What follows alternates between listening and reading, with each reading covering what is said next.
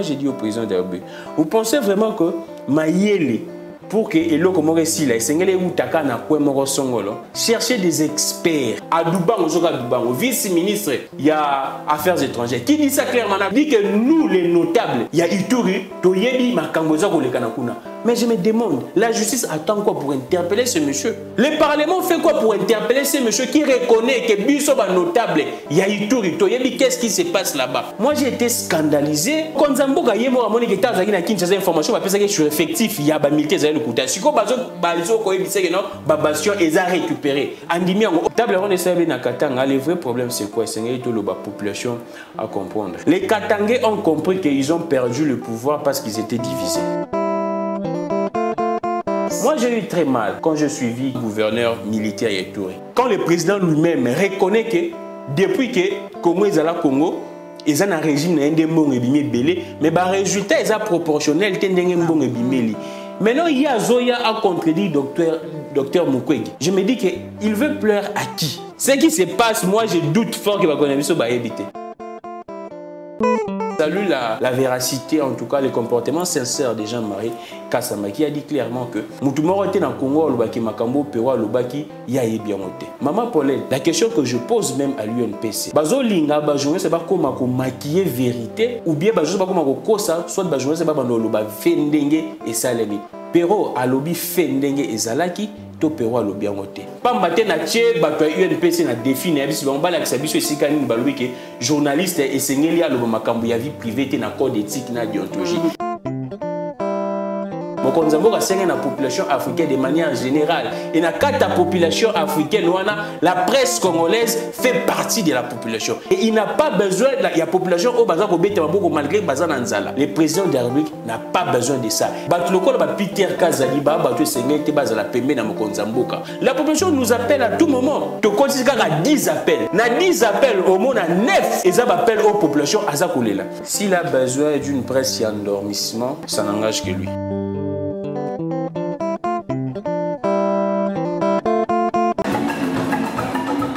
Ezali esengo mingi pona nga koyamba bala liboso papa Gramik Kangi yemo assessionnement Gramik le Grand na ye toko clôturer poso oyo na masolo ya mboka makambo ndenge za koleka na mboka esengo mingi koyamba yo papa Gramik. Merci beaucoup maman Paulette Skimuntu, merci na balandi émission à Sololi. Ah Sololi. Merci na bango na yo ki basengi nga mingi na yo na basenga pourquoi. Mais je pense que nous allons faire de notre mieux pour expliquer tout le Belande, selon Bavi Nabiso, Maïle Nabiso Yamoké, mais je pense que la population ne sera pas dessus. Non, bato bakosenga yo po ali motabwani osaka émission kitoko wana Perfect TV chaque jour bato balanda kayo donc biso to poser ba question mais découvrir l'autre facette ezakapé moins bien. Papa Gramik ki boni émission ndenge ni no se préparaka pour na koya ko présenter émission c'est chaque jour hein. Oui, c'est chaque jour en tout cas comme tous les journalistes nalanda information Air Nyoso surtout mingi na Twitter hein, na Twitter né Rolanda mingi information merci beaucoup na réalisation pour le micro mingi na Twitter évolution actualité bon nous te préparer puis sur de lundi actualité puisque au comprendre était au tangi msus na internet au consulter na bibliothèque au tangi tout ni pe ba ene au bengi bato ba na expertise de consulter source na yo ya intelligence et puis comprendre vraiment l'actualité contenu autant il peut entre les lignes parce que c'est ça également un journaliste il ne faut pas toujours rester na au baza koloba mais les non dits de l'information le lieu décoder information et puis une émission à travers par rapport à sujet d'actualité ne au la casting a bien invité au béni bien invité baé Aujourd'hui Twitter, mais ndenge nini omona twittosphère congolaise est-ce que et après nakayo mingi est-ce que ezali congolais baza na Twitter après nakayo mingi to insulte za mingi to ndenge nini appréciation na yo ya twittosphère congolaise. Oui, na Twitter tous encore de manière en général les réseaux sociaux des Congolais. Ce qui est sûr, dans les réseaux sociaux, na talara mingi actualité, pas ba journaliste. Nous avons des journalistes, nous avons des confrères au Nalandaka, on a dit que bon, on a des sources sûres, Stani Boujakera, Steve Wemby, Yves Bouya, yo, on a Nalandaka des bancs. Baza très introduit dans l'institution, on a appelé ça actualité, bisika obiso toza na accréditation te compte tenu mususu ba juger abiso ba qualifier abiso na muto so to pesier accréditation na biso aux ala moi kokoso bisika bango ba kotara isika biso to ko marrer tous informations pas na bango. Mais c'est que je suis sûr pour dire vrai dans les réseaux sociaux congolais, il y a beaucoup plus de bêtises. Il y a beaucoup plus de bêtises sur Twitter, sur Tali, à part Batou, c'est crédible, après ces informations. La plupart Batou, n'a abonné, belé, followers, c'est belé. Batou, ça la trop, humour, blague, il y a bon. Des gens sérieux, des écrivains, des intellectuels très aguerris, abonné, belé, Batou, balanda, bonté. Même quand vous publiez une histoire qui a vraiment très, Nao et Tali, Makambo Bongo, Namakambo Maye, le monde a bien Bochango Kate. Mais si vous publiez des émissions scientifiques, économiques, si vous publiez et Indi, urgent, Moutugingani, Abundina X, Y, Aswanina, tout barré. En fait, nous faisons plus la promotion de la bêtise que la promotion à Makambo, Yamalam. Si vous avez une vidéo, il y a Martin, Bakole Nengazo Bunda, Batchangote. Mais si Martin Bakole, on l'a foufou, on va partager en mingi. Martin Bakola, en tout cas, toutes mes félicitations, champion Nabiso Abundagi, a gagné qui Tony Yoka au pas d'origine congolaise. So, tali ba extrait, no ba publier, belé ba partager, si gazola ba foufou, ba bosani aspect que les faits à préparer foufou, Martin Bakola s'entraîne à rapper. Wana ba lo bangote. Bon, talaga oeza na moi humour, na moi divertissement, et on aussi na ba congolais, et ça la biso moi passé. Ngaso Nathalie, c'est vrai que critiquer les Congolais, les Africains, les mais sur les réseaux sociaux, il y a des Ivoiriens, au moins ils sont plus dans l'entrepreneuriat. Ils sont vraiment très plus dans l'entrepreneuriat, ils font des coachings, des formations, des séminaires. Mais Bisso Makambouane est à l'Arabie Saoudite. C'est plus dans les bêtises, ce qui est triste. Nous faisons avec le temps, nous croyons que Makambouane peut changer. En tout cas, merci à nos confrères Nyonso Yoba. Barrele Arabie Saoudite, en tout cas, information, source na biso biso to zwakande mingi pa na bino bokomaka biso to lubaka. Na PCP Odia, Bote ya comme la voix de l'Amérique. On a PCP félicitations à Baby Soto za bato to félicitaka baninga to jetaka ba fleur na baninga presse internationale ba correspondant ba komi mingi. C'est que nouvelle génération penza ba moni penza valeur. Voilà, Babou Jakera, Batebele, Bazan la presse internationale, Patient Ligodi, merci Nabino, pour la Lokumbo, Gosa, pour Namboka. Mais tout ce qui est là, on a un soba journaliste avant de faire un papa yo lobby, Bataksa Kakayo et Boy, place Moussou Koki Kokotate.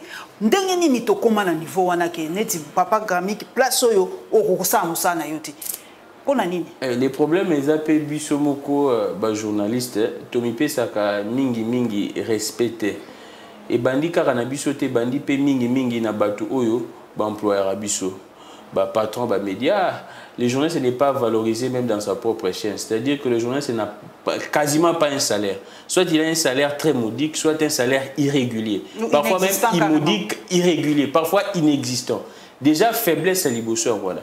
Politique déjà une information que non journaliste X n'a pas média tel ba futara ba monte déjà respect et sili ozo loko la petit monsieur moro ozo loko la non ozo vivre dépendamment yayi ce qui est à tiowana pesio mbongo vivre ce qui est à tionate poigno color ce qui ba politique ba ça la bongo c'est plus d'abord pour na ba mona la punition ozo lo ba vérité et déranger bango si vous pourrez punir yo pour qu'on changer opinion na yo ou changer façon na yo ça la musala et c'est pour na bango na ba condition il y a pauvreté c'est-à-dire qu'on a ba accréditation il y a moins besoin de trahison belé zape que c'est ranger corporation na biso parce que il y a beaucoup plus de gens au bazar qu'on trahir il y a ba accréditation. Et je suis abonnement na institution X, Y ou bien entreprise au moins abonnement comment moins cher et qui et ça soutient cher. Moi je suis abonnement il y a 200, il y a 300, il y a 500. Mais il parvient parfois même à empoisonner des confrères pour ça. Et des exemples sont très légers. Oh, exactement. Empoisonner des gens parce que l'exemple est très léger parce que on a besoin de battre la accréditation il y a $200 il y a $300 et ça la biso passe si comme on a que ba journaliste c'est pas commis même ba garçon de cours c'est pas politicien on tient dans journaliste comme ça la coup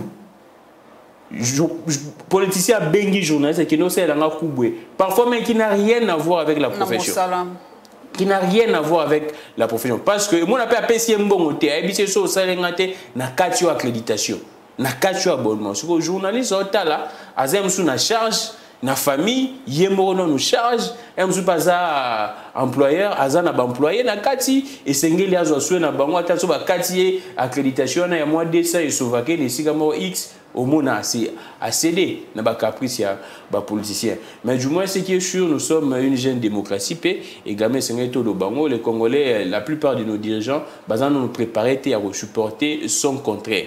Et c'est que tu admettre en haut eza ba caprice ya naissance ceux qui to bandi démocratie ndenge toujours ba tout balobaka ba douleur et enfantement démocratie c'est que ça moi pas si ba to sengel bandi makeno eza son contraire eza ko dénoncer makambu ya ko sala a ondima ngote yango to senga toujours na ba politicien moi je les na senga ngo matin midi soir ceux qui mutunyo so sikalika na musala na ye to mona mutunyo so a lia bien détournement pe aux alaté ceux qui mutunyo so tikali kaka na job description na ye c'est-à-dire que ndenge musala les senga atiki ba détournement na biso ba journaliste na bino ba politicien to zala bien diffamation aux alaté ceux qui bango baza ko se plaindre na diffamation meilleure manière ya kotika diffamation pour que diffamation za yesusuté et ça ceux qui bango ba respecter musala na bango aussi longtemps bango baza ko respecter ka musala na bango te be ba que diffamation et aux ala kaka parce que diffamation c'est défini le fait de dire d'alléguer des faits et ça la vrai ou faux mais ceux qui ont apporté atteinte l'honneur à mutu et ça diffamation et ça la vrai ou faux c'est-à-dire que ceux qui mutu yebisi ke na bikoto yibaki même si y a yibaki ceux qui a moni que léser réputation na honneur na et salaire a ko porter plainte puis ba sambicho ba kangi pe sali une année bien 2 ans et on aussi en politicien bazana aliment biso pe diffamation c'est quoi le cambo dépénalisation ba délit de presse to zoneti ka ya Pero Louara yango ne penseza ka la une avis na yeza ndenge balongoli na UNPC yo moni yango que la réaction na bango za ki normal légitime pour balobi il est allé au-delà à l'obaki makambo et zaki ndengo lobby et blessé mutu et touché na personnalité à moto est-ce que basaki na droit à radier et toté bon c'est que jusqu'à présent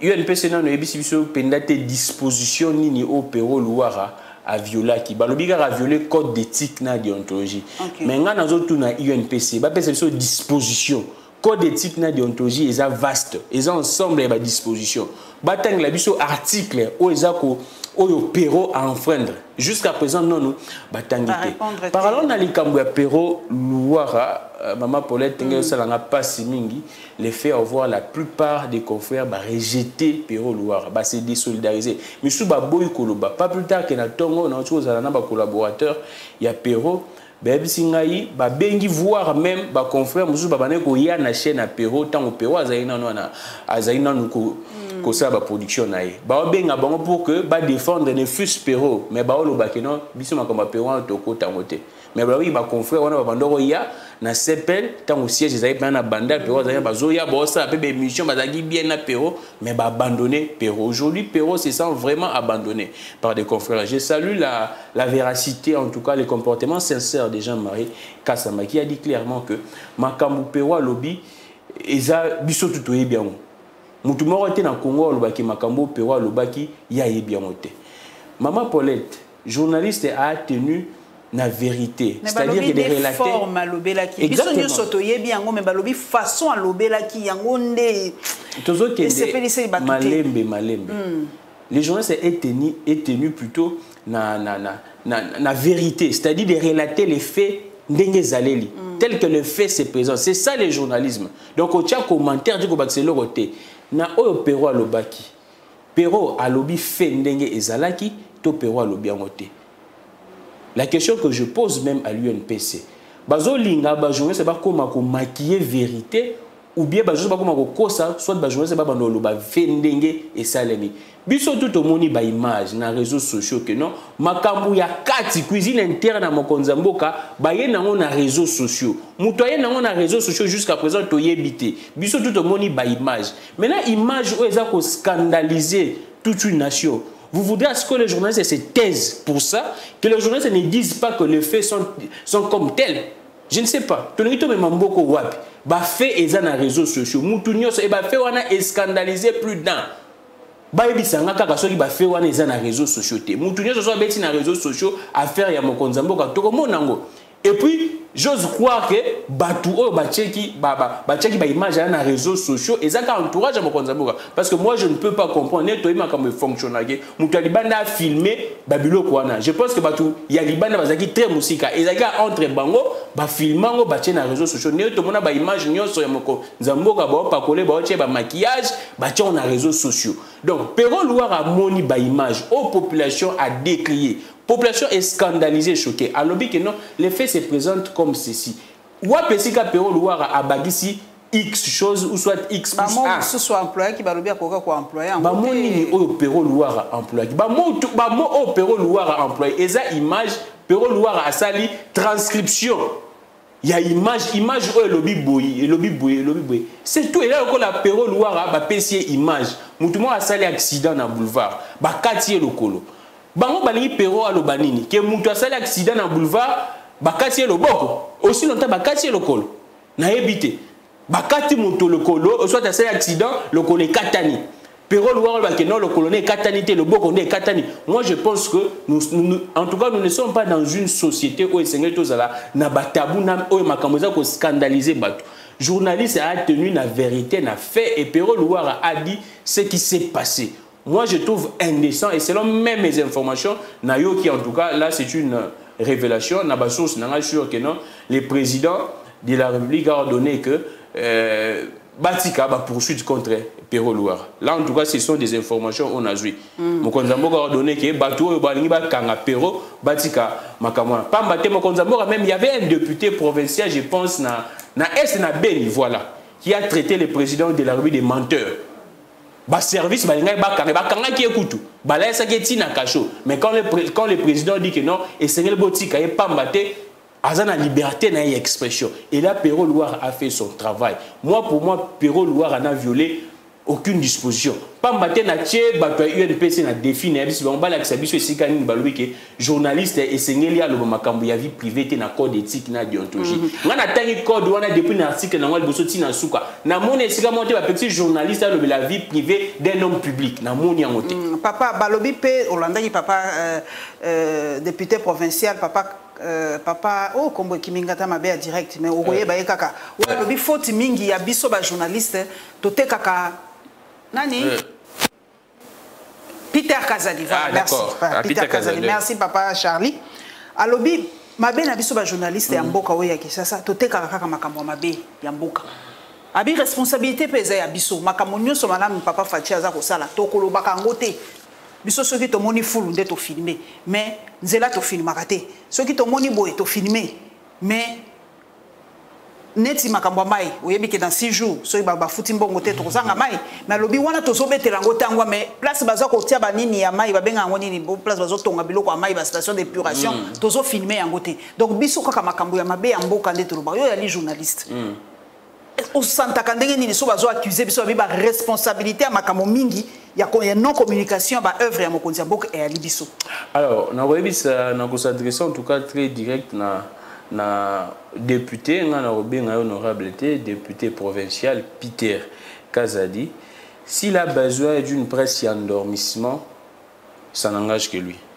Presse pour endormir Mokonzamboka. Ce qui Kabila, population a Salaki, si la population a vomi dans le monde en français, si la population a vomi Kabila, c'était parce que bateau Bazaki tout autour, il y a Kabila qui a copié d'informations et endormissement. C'est-à-dire que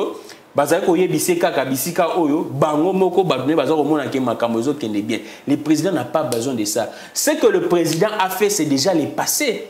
Maintenant, le président doit regarder le présent et le futur, c'est-à-dire ce qu'il n'a pas encore réalisé. C'est ça ce que le président de la République a besoin. Là, je vois clairement et directement que Peter Kazali,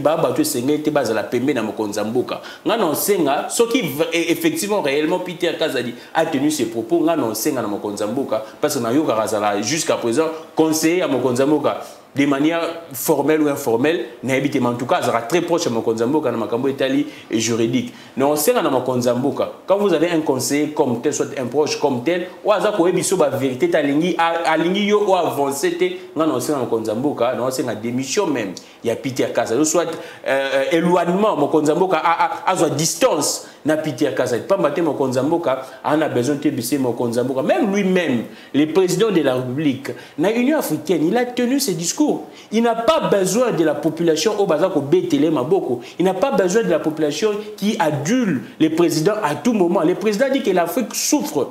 Il y a une pauvreté, il y a une misère accrue. Et il n'a pas besoin, il y a une population au Bazar malgré Bazar Nanzala. Donc, ma compétition est d'abord en contradiction. Il contredit le président de la République. Pambate, mon Konzambo a serré la population africaine de manière générale. Et dans la population africaine, la presse congolaise fait partie de la population. Et moi, je ne peux pas comprendre quand Peter Kazadi, un collaborateur, il y a mon Konzambo,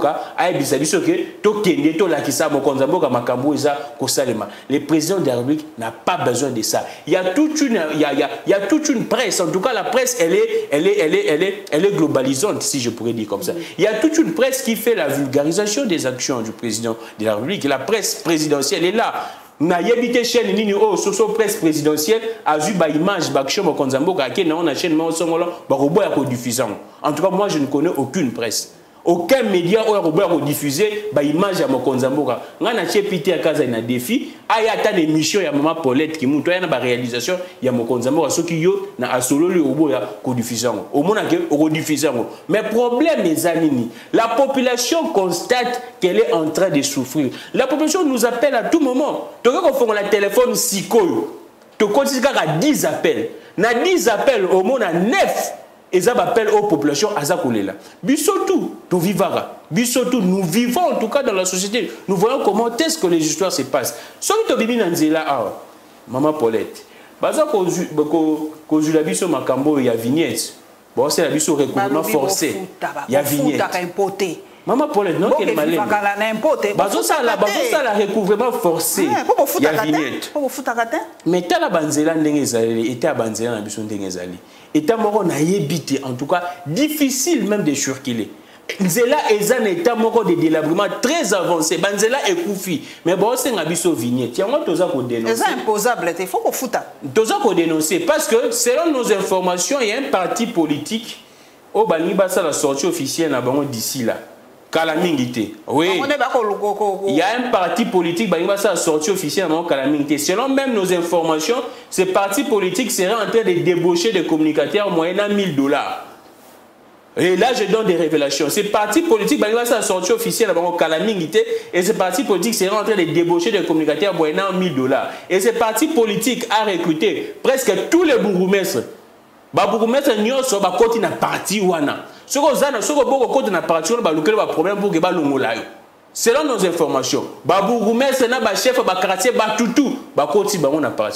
et parti on est sortie officiellement bientôt là. Nous sommes en train de faire un lien, un raccordement. Défi. Selon nos informations, et un stade de martyrs. Sortie officiellement. Et gros dans un stade de martyrs. Il faut mobiliser la population parce que bango pour pas mobiliser, il faut gagner. Ça combien de places de sous un stade de 80 000. Ah, na bosse 60 à 80 000. Oui. En tout cas, ils a peine pour pas mobiliser. Ils ont besoin de l'argent. Ce qu'on doit est-ce que mbongo la vignette on est baye na ngo sukuma. Et ça pour que mbongo la vignette et servir na parti wana to ebindenge ni makamo fonctionner na peine biso. Ya moi toza ko mettre en garde. Autorité nyonso oyo, autorité urbaine na municipale, to mettre bango en garde que non, bon la population to ninge servir na intérêt et partisan ya batu songolais à X na Y. Peuple congolais a juste dupe. Si vous pensez que vous allez que ça la matraquage pour que na ba futa vignette pour que bino ça la sortie officielle à partir na bino, nous serons très vigilants cette fois-ci. C'est notamment na mbongo il y a vignette parce que eza toujours mbongo ya vignette eza toujours en contrepartie. Contrepartie ya mbongo ya vignette eza que sengeli bachango na foner pour que ça entretien ya ba route, entretien routier. Celui qui monique entretien routier et salamité, ils nous doivent des explications. Ils nous doivent des explications. Voilà, donc to kenon na este papa Gramiki. Lelo na lamuki lisusu sango lisusu ya malamu te babomi lisusu bato ngakutu natalaka lisusu ba image batindaka kuna te nakotu na journaliste papa Gramiki est-ce que photo relera ba image wana ya ba mort batindelaka biso tongo midi poko d'abord nani ya filmaka yango et rôle na biso ezali to bloquer ba image wana to partager yango po balobi soki tozo partager yango toza comment on dit, tout ça qu'on participer na frayeur wana na peur wana ya bato. Pour ceux qui mutamoni boy, ah, kobanga ko kene Ituri, kobanga ko kende place boy, ba djugu kuna nani okende okoma kuna. Et ce qui est sûr, bande on a biso ya est soutien oyo bassin arabiso plus on est venu à bango monde bassin arabiso to partager ba image pour que le monde entier sache ce qui se passe réellement à l'est du pays. C'est vrai que l'information est tambola déjà, mais parfois ceux qui ba image ça ko circuler les gens pensent que moi qui m'y a écouté. Moi qui m'y a écouté. Il y a moi en tout cas j'ai mes correspondants. Na bande de rebelle ba kita sur terrain que so ba kekuna bon ba kanga même ba photo ba zotinda non alerter le monde entier que non makambo yo sele mana est ya mboka. O eza ko sala mana est mboka en tout cas je présente mes condoléances na ba famille qui sont éplorées. Oui ba image c'est inhumain. Na batu o ba kufi na batu ba tikali pasi. Parce que moi je détiens des informations sûres que bana ba komi kolia na vungule na kata Ituri. Vungule ndeni. C'est-à-dire biloko o ba prisonnier baliaka awa. Ba masango etokate na potopoto même ya sable. Ba on ça la potopoto ya sable bouilli ya sable. Ole bazo masango mais tellement masango ezati ba ça la sable ba tiango mai bazolia. Donc bazelo ndenge biso ozu bazelo tchona mai ozu mwa moto exactement. Ba doit komi ko lia bon. Pamba te pauvreté za makasi batu bazo ya koteka te Ituri na yebi ke Ituri produisa kama nini madesu ngombe tout ça Ituri komi na nzamba batu ba kende susu bazamba te batu bazo kende susu bilanga te batu o pe baya koteka bazo ya te pamba te insécurité za makasi. Moi j'ai eu très mal quand je suivi qui le gouverneur militaire ya Ituri azalaki aza awa kasalobi mokonzi akopia bango ba moyen so malamu aza sisango non aza awa na Kinshasa. Il a essayé un peu de contredire le docteur Mukwege Senga Passi. Est-ce que tu as un bakonzi quand le président lui-même reconnaît que depuis que Congo est à la Congo, ils ont un régime mais le résultat est proportionnel.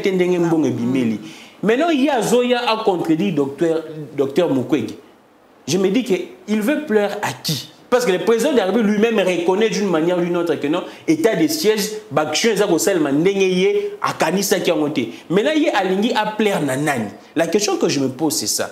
Alingi a justifié Mbongo Oyo Ezako Bunga parce que les informations sont claires. Que Mbongo Oyo Bimaka, la plupart en tout cas, Soukana na Kinshasa, une grande partie, une bonne somme, et Soukana Kinshasa, et comme Marco tout affronté. Les militaires sont en train de souffrir. Ravitaillement et militaire comme maintenant, la question que je me pose, le monsieur a voulu plaire à qui? Je ne sais pas. Là, c'est un point d'interrogation.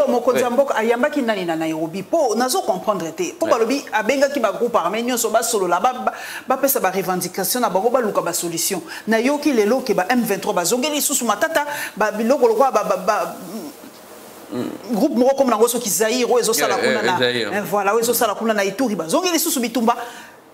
Papa yo za journaliste penzo lukaka ngala za nga journaliste investigation te nazana mutu wa za na bato na mingi mingi ba revendication ba groupe wana rebelle nini ba lingi penza nini po bitumbe sila. En fait, ce qui est sûr, vous ne pourriez jamais faire confiance na ba dire batwana baza koloba. En tout cas, ba revendication na banza disparate. So ngene totali Codeco ba mo ba loba ki ba batelara mabele na bango. Codeco bazana Ituri kuna bango ba ke non ba luttera pour que ba batela mabele na bango. Mais bozo lutter bo batela mabele bozo bomaka ba frère na bango. Pour na bango Codeco selon bango ba ke za force ya protection ya bandeko na bango, c'est-à-dire face ya menace à libanda. Bango pe ba se constituer moi groupe na bango mo autodéfense, il y a légitime défense. Mais entre-temps bazo ko bomaka bandeko na bango pe. C'est là maintenant il y a contradiction. Il y a un lobby, ça serait une très bêtise de faire confiance, de faire fi na ba propos bandekwana baza koloba. Et c'est ngeli to imposer bango pe. Ba comprendre que non, et c'est ngeli batika makambwana. Aussi longtemps ils n'ont pas compris cela. C'est-à-dire que comprendre quelle que soit la manière, même par la force, même par la violence, c'est ngeli ba comprendre que ils ont intérêt à laisser les armes. Maintenant jusqu'à présent on a bazu intérêt on a été érotika mandoki. Quand Patrick Mouya a dit, je ne sais pas, quand le gouvernement est en train de supplier, Patrick Mouya Yazo Senga que non, Tokendaki, il a dit ça les jours là, le gouverneur militaire Yetouri. Il a dit que Batu Oyo to négocier, Batu to yokali na bango, Batika, Oto Soli na bango Batika. Batu Oyo Batikite, Bako subir foudre, Nenga lobby.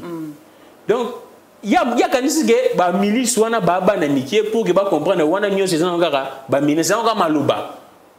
Et ça maloba. Sur le terrain, il n'y a rien. Sur le terrain, il n'y a rien. Mais le va avancer ça moi significatif. Toujours récupérer moi camp, place Bazalaki, position, Maman Paulette, avancer exactement. Mon konzamboka yemo otakinde na est. Alors il va avoir passer l'information que non, il y a 21 000 militaires là-bas. Maintenant, il y a moins de 5 000. Je ne sais pas.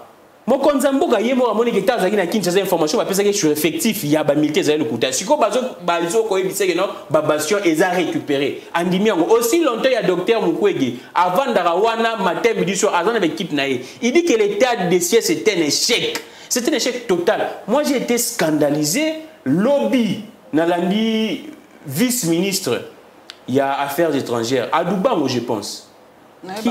Qui dit clairement ceci. Nous les notables, il y a Ituri, nous avons une part de responsabilité dans ce qui se passe là-bas. Là, c'est le vice-ministre. Quitter les groupes armés.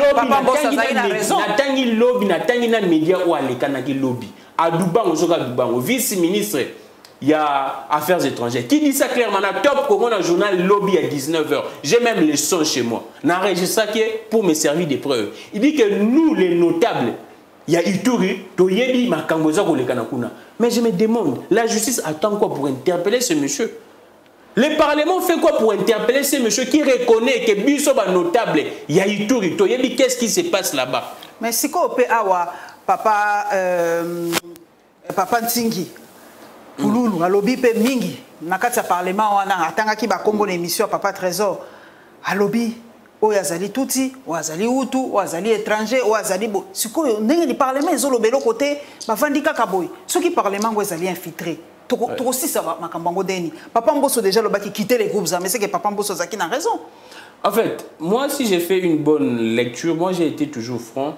L'impression que j'ai, Bakondinabiso Bayebi vraie cause. Il y a Makambo les Kanana Est.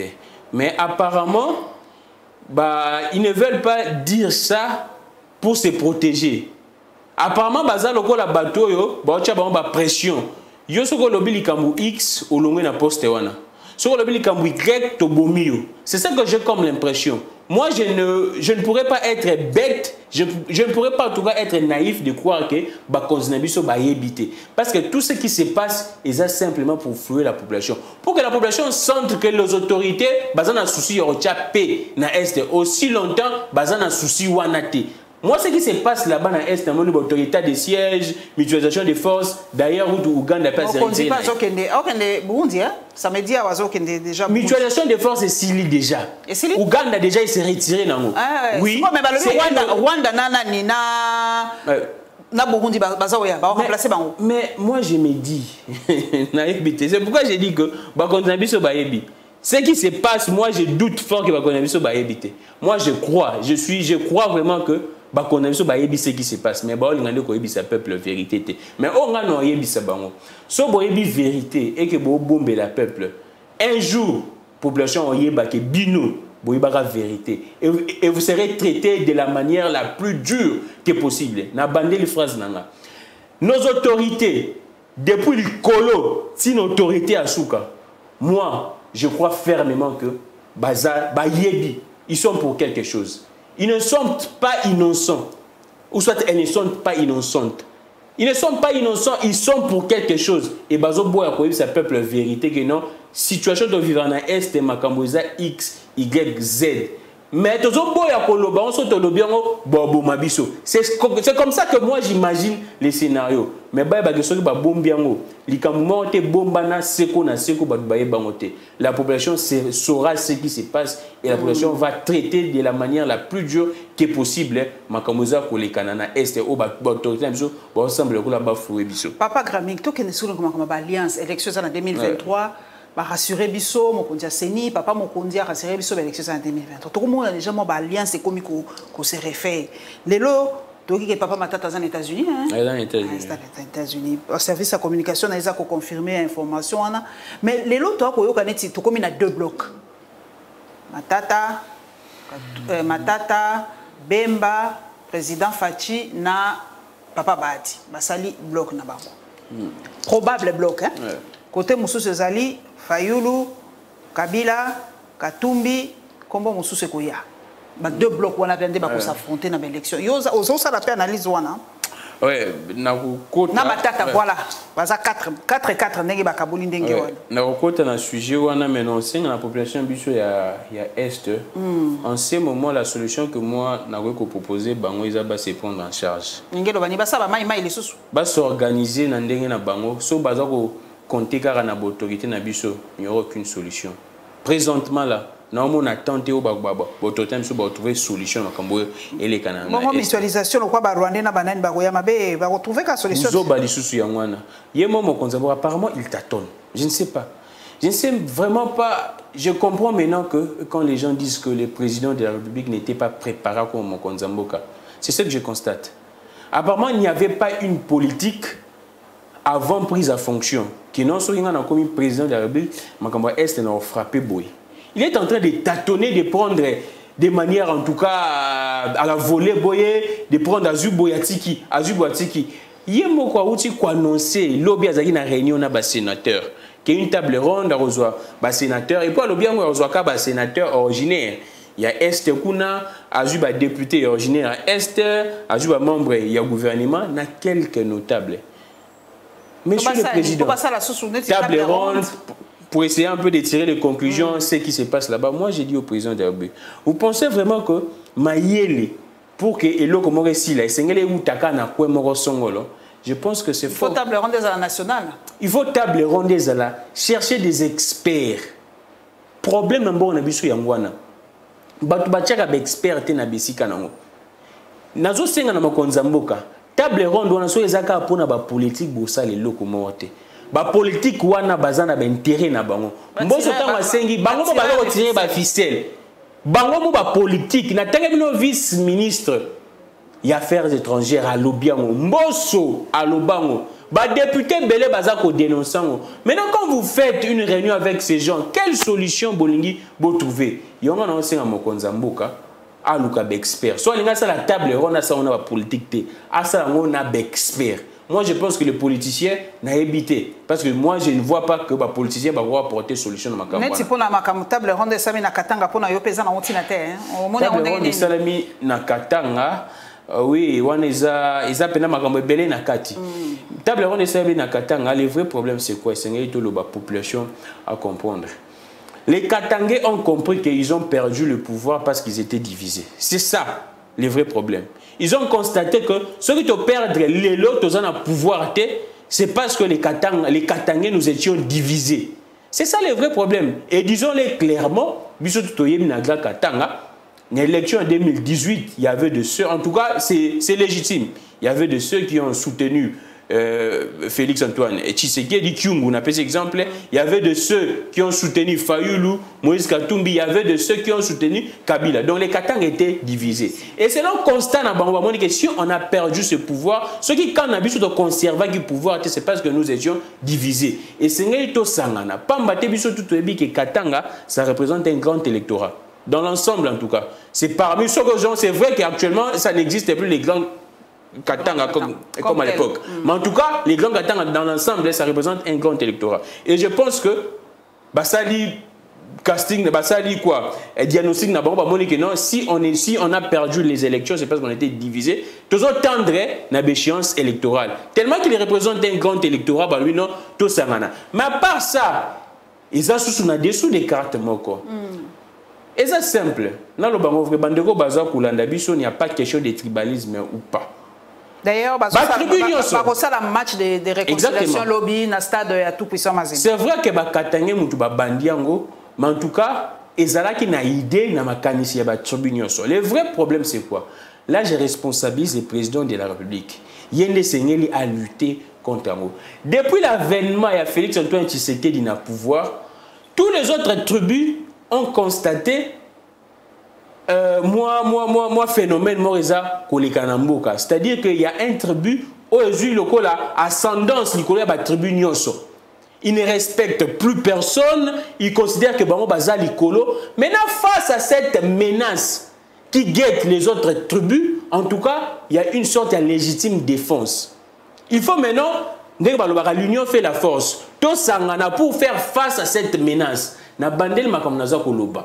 Na pese exemple simple. Mokonza mboka à chaque fois, ceux qui mokonza mboka outi libanda mboka aye, c'est le wewa qui accompagne le président de la République dans le cortège naie. Que fait le président? Le président ne pipe mot, le président ne dit rien.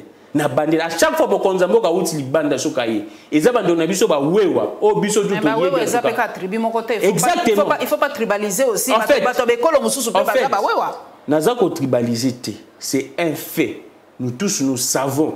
La plupart y a ba wewa. Tolobite que Moussala on est à Mabé, soit Moussala on est à Malamou. Non, c'est un fait. Si on dit que Biso tout début na Kinshasa, quartier Oyo, il y a plus de gens attribués Oyo, Bavandara. Quartier Batou, tout baby qui na Kanluka, c'est plus Batou, il y a Bandundu. C'est vrai que Batribu Moussou Soupé Bazalara. Mais en tout cas, na Kanluka, c'est plus Batou, il y a Bandundu. Et ça, on a ba wewa. La plupart des gens on a Biso Bakimaki, Biso tout début, traverser na pont Luangue, Baye Awa, parce que j'ai Kamine Miba et Koufakuna. Baye Awa, comme bazo sala ya wewa et ce qu'on a dit bango nyonso ya ngwa be kuda benga bango ba wewa pamba te wewa eza na chiluba wewa eza na chiluba ya ngwa benga bango ba wewa donc terme wana quand on dit déjà wewa eza na chiluba ya ngwa batu la plupart en tout cas batu basaka wewa eza ba frère na biso baluba et bango ba accompagner la cortège à Mokonza mboka. Aussi longtemps c'est même une insécurité pour le président de la République. Moi je ne peux pas comprendre. Biso to monanga ba image wewa côté na c'est à cortège à Mokonza mboka et mutongo jusqu'à présent lelo Mokonza mboka na hôtel dans l'hôpital bazwake kaka il n'est pas pris en charge jusqu'à présent. Si lelo ndeko na Jean-Pierre Kaimba ça une interview il souffre jusqu'à présent. Abukana ni makolo comment vraiment handicapé inapte ainsi de suite. Ba wewa ba kompana Mokonza mboka habite que le fait de faire ça ils a ko choquer batu mususu. Et puis, même les policiers, même les policiers, que ça c'est la famille présidentielle. Asa la mabé, asa, plaque na bango. Et jusqu'à présent, le président ni les services. Il y a toute une agence. Il y a citoyenneté, la présidence de la République. Moussa na bango yangwana. Moussa na bango yangwana ko yebisa mandona biso ba wewa ke non. Oyo, ils ont pouvoir effectivement. Félix Antoine Tshisekedi déjà originaire, il y a Kassai, mais il a pouvoir, il y a les Congolais. Il est maintenant le président pour tous les Congolais. C'est ça leur travail à agence Wana. Bafuta Mambon est belé. Et ndeko Mokonza mboka ndé mutu a chapeauter agence Wana. C'est un pasteur. Agence moko ya makamu, il y a citoyenneté et zarna présidence. Basa la kamusala mon côté. Quand le président de la République ne pipe mot sur tout ce que nous voyons, acte bandekwana. Maintenant les autres tribus constatent que Baza délaissé. Batika baza abandonné na triste sort na bango moko et sengeli ba se défendre. Ya moi ba soutenu so baza ko se regrouper to yoki repli communautaire. C'est pour se protéger. C'est ça la vérité. Ya moi peut toujours selon les informations ba tribu mususu pe baza ko emboîter les pas ne ba katange ba ça. Exactement. C'est ça, c'est parce que les gens ont compris que non, ils ont la tribu moko et Monique tellement moi na bango azu bokonzi. Au-dessus, pourquoi tout le monde a qui Jean y a sous les règnes de Kabila? C'est vrai que les gens les disaient que non, mais le comportement y a très modéré. Très modéré. C'est vrai que mais le fait de faire voir que Biso l'équibino, Nathan Kabila et Zalaki Bonté, tous les Congolais savent. Mais si au terme, je suis de la famille présidentielle. Mais je suis de la famille présidentielle. Et les gens comprennent que nous devons en tout cas nous défendre. Et c'est clair. Par là, dans ma Kambouya, Alliance César, moi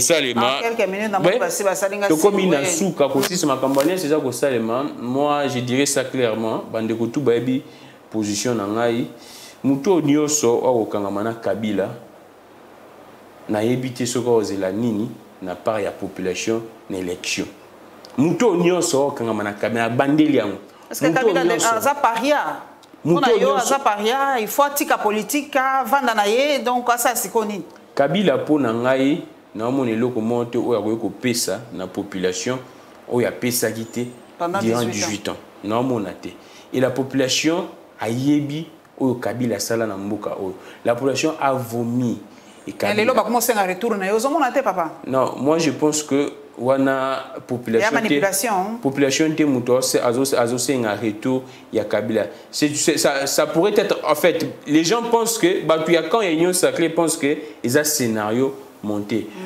Moi j'interprète ça comme un ras-le-bol. C'est juste un message pour dire à Kabila, pour dire à Félix que non, Kabila même était plus mieux que toi.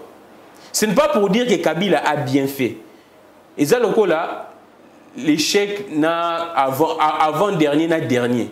C'est-à-dire que la population constate que Joseph Azaki avant-dernier, Félix Naza dernier. C'est un message qu'on lance na Félix Tshisekedi qui au sala et loko moroté. Ce que Kabila aboma qui yozo kundamboka. C'est juste ça, ça n'a rien à voir. Les loso rotier aujourd'hui t'as dit congolais babenga awa Kabila azonga otie pendant no élection bo voter pour na Kabila botie ata Kabila Katumbi Fayulu. Je ne pense pas que Kabila ozoba voir. Mais ce que Kabila na Félix, je pense que Kabila va gagner. Ozoba voir. Il y a un ancien leader nyoso politique au bazako se rapprocher na Kabila, bazako creuser propre tombe na bango politique na bande leader nyoso wazako kangamana Kabila, azako creuser propre tombe na politique parce que population robo santé liwa ya Rossi Mukendi, population robo santé liwa ya Deshad Kapangala, population robo santé baliwa ya ba Mamadou Ndala, baliwa ya ba Likunkulula, baliwa ya ba Bazana ya ba Shebe ya population robo sanangote. Donc érotique à la Kabila ti na ponaye. Moi, je pense que ils ont erreur à les politiciens, les faits Yako Kangama, Nakabi. Merci en tout cas, Papa Grami, qui t'a qui m'a bien à la télévision. Donc, en tout cas, bah, sujet qui est important, mais j'espère que 6 jours à Tozara Maïté. 6 jours. Il y a pas produit aussi la Papa Grami. Mais on a Lugana Sougisa, Didier Boudibou, alors qu'il y a pénurie, il y a kérosène. En fait, ça me fait très mal. Papa ngala sugi na ngala ko banga makam. Toko bela ngala so boka ka mbela pona mai, l'eau c'est la vie. Pardon, ba ça sorte que to zanga mai te po ki sasa toko kufa to na biso tuna ba rivière à propreté. To ri place toko kenete ba konzi bo futa mbongo ba lobi vous devez ce qui combien de millions de dollars na régie des eaux bo futa mai biso to zo mai. Ata mai ya pamba bo pimela biso te. Merci Papa Gramik. Toko monana mbala sima, nzamba benisabino et bon week-end.